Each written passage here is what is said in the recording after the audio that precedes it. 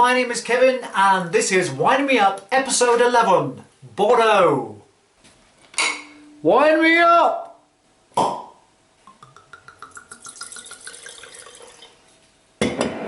Bordeaux is a massive, majorly important area of France. It is the second in wine production, only to Languedoc and Rocheline.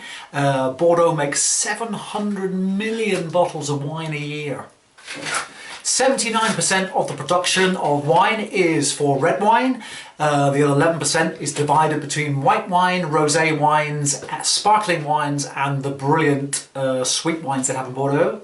So it's all about the red wine for me. Most Bordeaux wines, both red and white, are blended wines. There is some occasions where you get single varietal wine, but they're mostly blended. The grape varieties there are Merlot is the most planted grape in Bordeaux, red wine grape in Bordeaux. Cabernet Sauvignon, Cabernet Franc, Petit Verdot. There's a little bit of Chimera and I think there's a little bit of Malbec, and there's also talk of there being some new grapes that are being allowed to come over which are used in Portugal primarily. Touriga Nacional is the most famous Portuguese grape, and that's simply because the global warming things are getting warmer around the world, and in Bordeaux so they need some grapes that can that are used to that heat, so that is something for the future. But right now we're still talking about those 4 or 5 grapes, but we're really talking about 3 grapes. The Petit Verdot is like normally 2 to 3%, and the other grapes, Chimera, Malbec, is very minute. So you're talking Cabernet Sauvignon, Merlot, and Cabernet Franc really. Now grapes are blended together for several reasons, but one main reason is Bordeaux is what there is classified as a moderate maritime climate. Now that means you have the warm Gulf Stream coming down and warming things up, which makes the growing season longer, which is great when you've got a great vintage, because the longer the growing season relative to the grapes, the more complex the wines you can make. But it also means that you've got a longer time for things to go wrong. And being a maritime climate, that means it rains quite a lot. So you do get quite a lot of vintage variation. In fact, when you hear people talking about whether there's a good vintage, bad vintage, very often they're talking about Bordeaux. As the different grape varieties have got different ripening times, budding time to ripening times. For example, Cabernet Sauvignon takes a longer time from when it buds to when it's ready to pick than Merlot does. So if you're unlucky that your Cabernet Sauvignon a week or 2 before it's about to be picked, or scheduled to be picked, there's bad weather. That means the grapes you're picking aren't as good as could be, so you have to discard a larger percentage than you anticipated. You can then go to your Merlot that you picked 2 weeks before, because it ripens earlier than Cabernet Sauvignon does, and you can use a little bit more in the blend of that, so you're not like stuck by having to create a weaker wine because of the vintage so that's why there's blending in Bordeaux, as well as of course that it makes a great wine as well. In fact, Cabernet Sauvignon and Merlot blended together is like the Bordeaux blend that is copied the world over. Cabernet Sauvignon and Merlot together. Cabernet Sauvignon is a thick-skinned grape. It's got a lot of tannins, a lot of acidity. It gives you a lot of black fruit flavours, blackcurrant, blackberry flavours. A lot of acidity, but perhaps lacks a little bit of body. Whereas Merlot is not quite so thick-skinned. It still gives you some tannins, but sort of a softer tannin, and it gives you a bit more body, a bit more plum flavours. So you put those 2 things together, and the Merlot sort of calms the Cabernet Sauvignon down a little bit, and the Cabernet Sauvignon of course excites the Merlot a little bit. So you put those 2 together and you've got a classic wine. Now generally speaking, Bordeaux is made up of 3 different parts. Now these 3 different parts are made up by 2 really important rivers. You have the Dordogne River and you have the Garonne River. Then sort of in between the Dordogne and the Garonne rivers, you have an area called the Entre deux Mers, excuse my French, which actually translates as between 2 seas. It's not sea, it's 2 rivers, but between 2 bodies of water. So you've got that one area there. There you've got a lot of the bulk production of cheaper Bordeaux wines, but you can also get some really good you know, cheap wines there as well, you know, nice simple wines. And then the other two areas, you have what they call the left bank and the right bank. And this is because these two rivers, they come together and they empty into the Gironde estuary. And to the left side of that Gironde estuary is the Medoc, and on the right side is the right bank. So if we take the left side, that Medoc area is also divided into two. You have the base Medoc, which is at the top. I've never understood that. For me, the base is the bottom. Anyway, the base Medoc, referred to as just the Medoc on the label as an AOC Medoc. That is more sort of clay soils up there, so it's quite a lot of Merlot there. But the actual Medoc area is more famous for its gravelly soils and Cabernet Sauvignon, although there is quite a lot of Merlot at the top, the Medoc.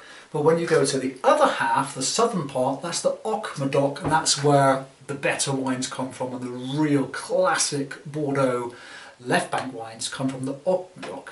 Like I said, here it's more gravelly soils, and that suits Cabernet Sauvignon much better, and you get some really classic wines there.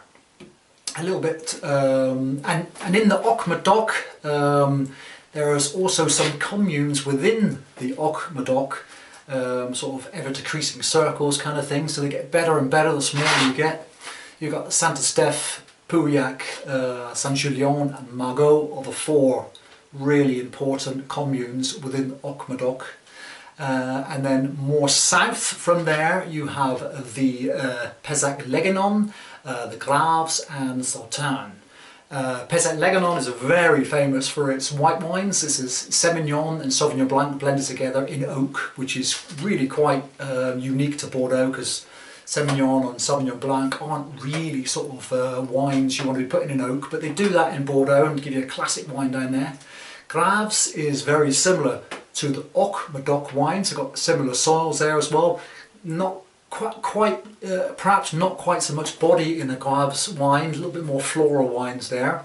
Still great wines, but you know, slightly less body in the Graves. And then you have the white sweet wines of Sauternes, which is just something special. But anyway, we're talking about red wines here. Then to the right side of the Gironde estuary, where you have the famous appellations of Bordeaux, Blaye, Fronsac, etc. But you have the two real big boys over there with Saint-Emilion and Pomerol. Now over here it's more predominantly clay soils, and that suits Merlot. It's much cooler soil. Merlot loves clay, whereas Cabernet Sauvignon doesn't really like clay. So that's why when you've got gravel soils on one side you plant the vine that suits that, and on the other side you plant the vine that suits that soil. Makes sense. So most of the wines are Merlot on the right side. A typical is sort of 80% Merlot wine with some Cabernet Franc, also a little bit of Cabernet Sauvignon as well, but they're definitely very Merlot dominant on the right side. The wine we're tasting today comes from the left bank, and it is a Grand Cru Classé in 1855. Now the French love their Grand Cru Classé systems, Premier Cru, Grand Cru, single vineyards, etc, etc, and in Bordeaux there's quite a few of them. You have the most famous one by far is the Grand Cru Classé 1855, but there's also one 1855 at Graves as well. There's Saint-Emilion, Grand Cru Classé, A and B. There's no Pomerol one, by the way. They've never done one there. You've got Cru Bourgeois, Cru Artisan, and there's quite a few. But by far this is like the most famous one.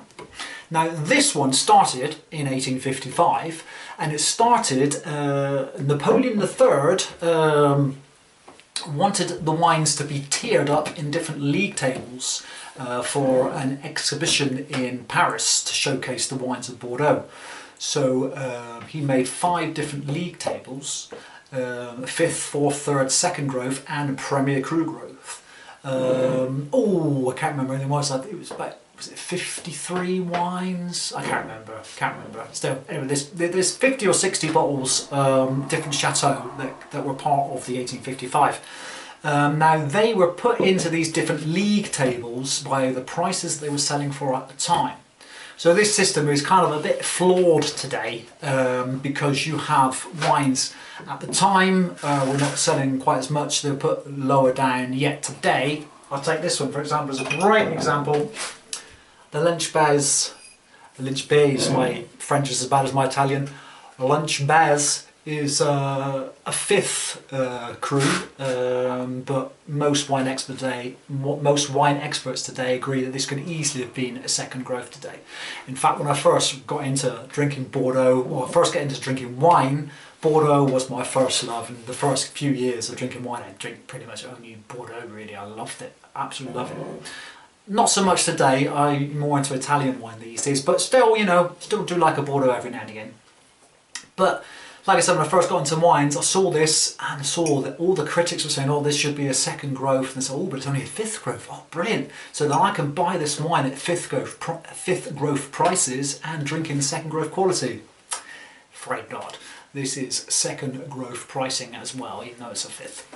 Which is fair enough, I suppose. But anyway, the system is flawed.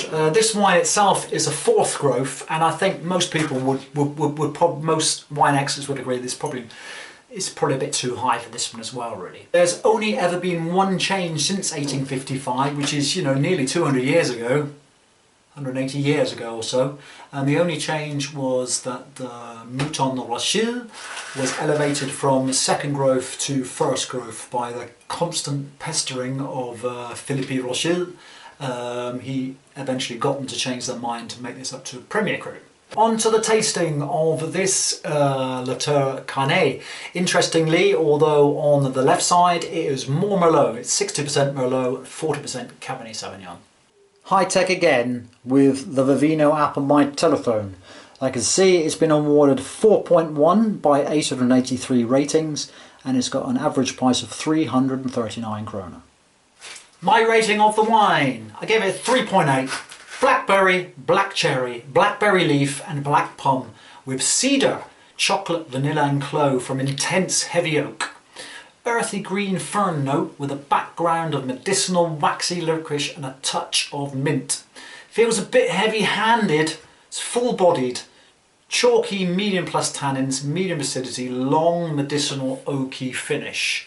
Quite a lot of red fruit flavours on this and the chocolate on it as well. But the oak on it was very prominent, which, you know, it's okay if you like that type of thing, which I do sometimes. And I did enjoy the wine. I did enjoy the wine, but it did feel a little bit overdone.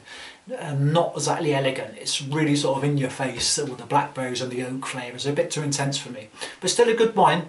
But would I buy the wine again? And you know what, despite that, I definitely would buy again, because it's it only costs, I think it was 260 krona a bottle in a local supermarket there. So that's a good price there. You know, it's 26–30 pounds a bottle, so that's a good price. And I might buy it again. In fact, I will buy it again, and I will cellar it a few more years, because Bordeaux wines are very age-worthy wines as well.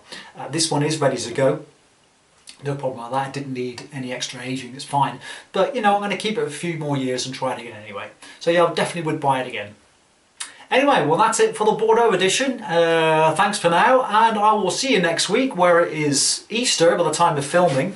So I'll be eating a leg of lamb and drinking a rioja.